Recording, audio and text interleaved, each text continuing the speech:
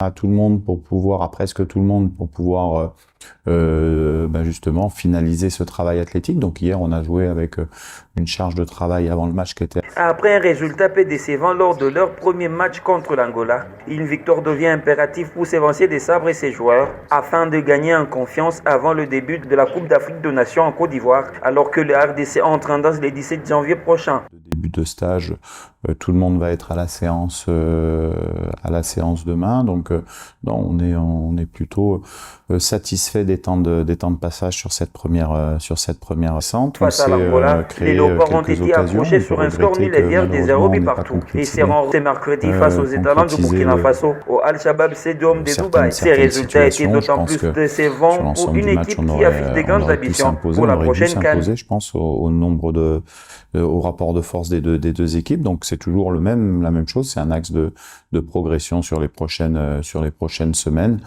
Pour Sébastien Desabre, ces matchs a servi d'épreuve pour les rencontres officielles. Transformer ces situations pour gagner le match, même si c'est vrai que c'est important de gagner les matchs de préparation, mais le plus important, c'est quand même de gagner les matchs officiels. Et comme je l'ai dit, on s'est servi de ce match.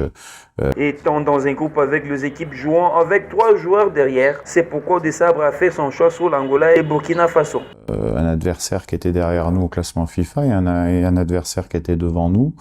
On a 2 belles équipes. Puis la dernière fois, on peut se rendre compte que l'Angola, c'est une équipe qui joue avec un système de jeu à 3 également, qui devrait être le cas du Maroc contre nous. Et puis également le Burkina qui est dans une défense aussi à 4. Donc on essaye de penser à plusieurs facteurs quand on choisit des matchs amicaux. Et puis après, il y a la disponibilité des équipes aussi sur le lieu du stage. Donc ça...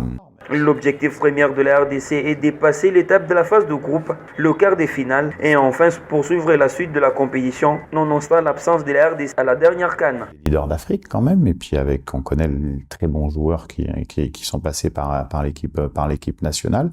Maintenant, on sait aussi que nous, on a des qualités, on a des joueurs qui jouent dans des bons clubs, on va être un challenger dans cette compétition avec... La Coupe d'Afrique des Nations Côte d'Ivoire 2023 sera l'occasion pour le Léopard de briller et d'écrire une nouvelle page de leur histoire lors de la 34e édition de la CAN Total 2023.